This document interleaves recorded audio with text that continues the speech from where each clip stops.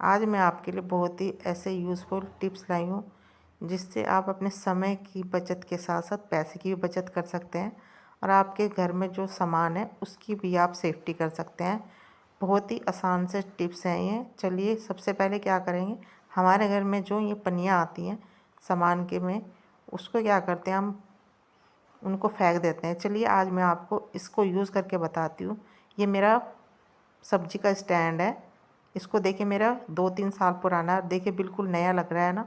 इससे मैं क्या करती हूँ कि जब भी मेरा पन्नियाँ आती हैं तो मेरा जो सामान आता है, सब्जी आती हैं, उसको रखने के लिए सबसे पहले इनके ऊपर मैं पन्नी रखती हूँ, जिससे मेरा ये स्टैंड बिल्कुल नया का नया है, बिल्कुल भी ख़राब नहीं हुआ है और ना ही इसमें कुछ भी दिक्कत आई है, ना ही गंदा हुआ है।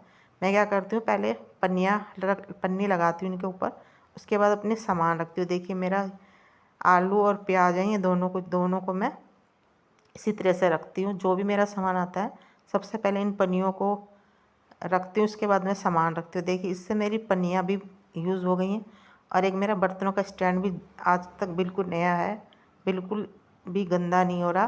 देखिए कि बिल्कुल गंदा नहीं हो रहा, मुझे इसको सफाई भी करने की ज़रूरत नहीं पड़ी और ये है कि हमारा सामान भी सेफ़ हो गया है। बहुत ही आसान है। और दूसरा ये कि हमारी पन्नियाँ भी यूज़ हो गई हैं और देखिए मेरा स्टैंड भी बिल्कुल नया का नया है। इसी तरह से आप अपनी पन्नियों को यूज़ कर सकते हैं। मेरा एक और टिप्स है कि मैं क्या करूँगी, ये 2 माचिस की डिब्बियाँ हैं, इनको मैं आपस में चिपकाऊँगी। इससे ये टेप है, ये दोनों तरफ से चिपक जाती है। ये ना हो तो आप ऐसे आम टेप से भी चिपका सकते हैं। इस तरह से मैं इसको चिपकाऊँगी। चाहे तो आप इसे किसी भी तरह से चिपका सकते हैं। और देखिए मेरी 2 माचिस की डिब्बियों को आपस में चिपका दिया और देखिए कि अच्छी कितनी लग रही है।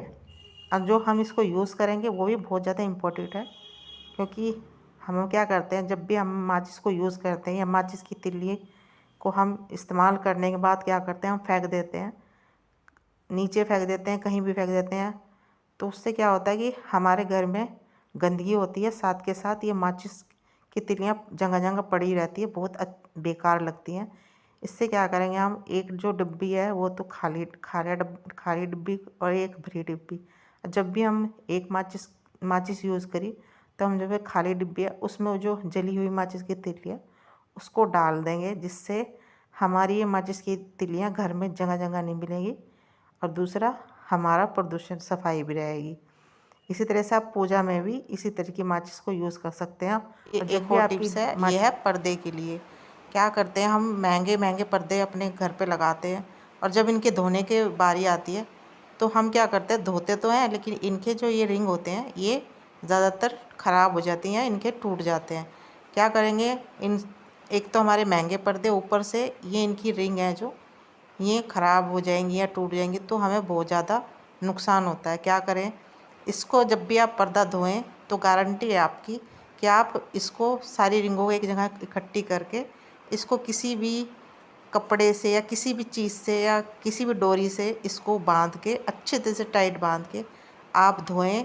यकीन मानिए आपके जो पर्दे हैं ये बिल्कुल भी, इनकी जो ये रिंग है बिल्कुल टूटेंगी नहीं और बिल्कुल भी ख़राब नहीं होंगी, क्योंकि एक बार अगर पर्दे की रिंग टूट गई या ख़राब हो गई तो हमें दोबारा ये रिंग मिलनी बहुत ज़्यादा दिक्कत होती है और इससे हमारा पूरा एक पर्दा ख़राब हो जाता है। चलिए बहुत ही आसान सा ही है कि जब भी आप पर्दा धोएं तो इसको ही सारी रिंगों को इकट्ठा करें इस तरह से और इसको अच्छी तरह से टाइट करके एक डोरी से बांध लें और डोरी भी बिल्कुल टाइट हो जिससे ये खुले ना बिल्कुल भी। चाहे आप इसको हाथ से धोएं तब भी और चाहे आप इसको मशीन में धोएं तब भी। चलिए मैं आपको एक पर्दा मशीन में डाल के दिखाती हूँ और इसको चला कर दिखाती हूँ। मैं जब भी अपने पर्दे धोती हूँ मैं इसी तरह से धोती हूँ और मेरे जो ये पर्दों की रिंग है ये बिल्कुल भी ख़राब नहीं हुई है और मेरा पर्दा कितने साल पुराना है और आज भी ऐसा कैसा ही है, इसकी रिंग बिल्कुल ख़राब नहीं हुई। अब देखिए मैंने धोया है ये मैं इसी तरह से पर्दे धोती हूँ। ये देखिए मेरा जो पर्दा धोया है इसकी जो ये डोरी है ये बिल्कुल भी खुली नहीं है, क्योंकि मैंने अच्छे तरह से टाइट करके डोरी बांधी थी। अब इसको खोल के दिखाती हूँ। देखिए एक भी रिंग बिल्कुल भी हिली तक नहीं है।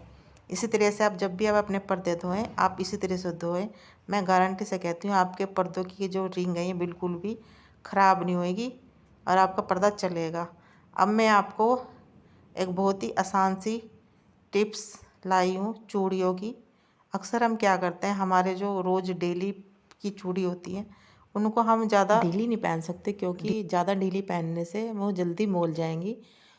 आज मैं आपको दिखाती हूँ कि किस तरह से मैंने एक गोले के तेल से अपने साइज़ की कम साइज़ की चूड़ी हाथ में डाल के दिखाई है।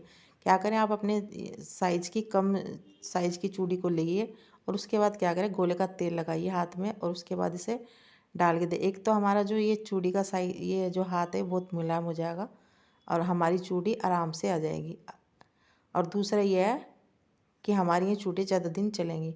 अगर आपको मेरा वीडियो अच्छा लगे तो मेरे चैनल को सब्सक्राइब कीजिए, लाइक कीजिए और शेयर कीजिए। इसी तरह से आप अपनी चूड़ियों को अपने साइज़ से कम वाली चूड़ी को अपने हाथ में डाल सकते हैं, क्योंकि गोले का तेल जो होता है ना वो बहुत ज़्यादा मुलायम हाथ को कर देता है। आपके पास अगर कोल्ड क्रीम हो तो आप उसको भी यूज़ कर सकते हैं, और या नहीं है तो गोले के तेल से भी आप अपने हाथ से चूड़ियों को डाल सकते हैं।